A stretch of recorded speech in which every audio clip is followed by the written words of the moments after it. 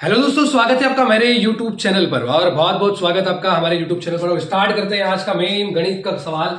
एक द्विघात बहुपद ज्ञात कीजिए जिसके शून्यकों के योग और गुणनफल क्रमशः -3 और 2 है।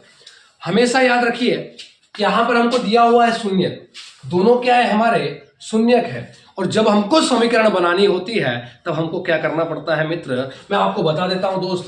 सबसे पहले आपको एक चीज याद होना चाहिए, आपको एक सूत्र याद होना चाहिए। x का घात 2 माइनस में अल्फा प्लस बीटा x चिपका 2 प्लस अल्फा गुणित बीटा। ये सूत्र अगर आपको आता है डेट सीट आप शून्यक से समीकरण बना पाएंगे। ये क्या बोल रहा है कि द्विघात बहुपद ज्ञात कीजिए। अब द्विघात बहुपद मतलब ये होता है जैसे कि मान लीजिए फॉर एग्जांपल के लिए देखिए ये द्विघात समीकरण भी है, इसमें अधिक से बहुत सारे पद है और ये द्विघात घात लगा है तो ये द्विघात बहुपद है। क्या है? द्विघात बहुपद है। चैनल को लाइक करो, सब्सक्राइब करो दोस्त। देखो आगे समझो, आपको करने के लिए कुछ नहीं करना है। उसने बोला द्विघात बहुपद के शून्यकों का योग ज्ञात कीजिए और गुणनफल ज्ञात कीजिए। कुछ मत करिए दोस्त, कुछ मत करिए, आप लिख दीजिए हल। क्या लिखिए? हल। देखिएगा हल लिखने के बाद में क्या करना है बता रहा हूं। हल लिखने के बाद में आपको क्या करना है, सबसे पहले यहां बोला कि शून्यकों के योग और गुणनफल क्रमशः क्या है -3 और 2 है। तो यानी शून्यक मतलब होता है अल्फा, शून्यकों का योग मतलब होता है अल्फा प्लस बीटा और शून्यकों का गुणनफल होता है अल्फा गुणित बीटा।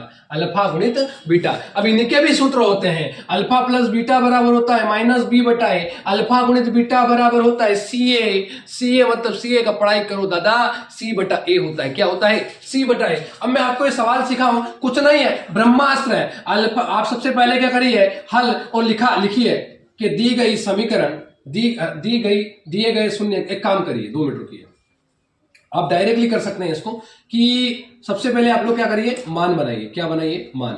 अल्फा प्लस बीटा बराबर क्या दिया है आपको? -3 दिया है। अल्फा गुणित बीटा बराबर क्या दिया है आपको? 2 दिया है। देखिए ना, अल्फा शून्यकों का योग यानी -3 अधिक दिया, गुणनफल कितना है? 2 है।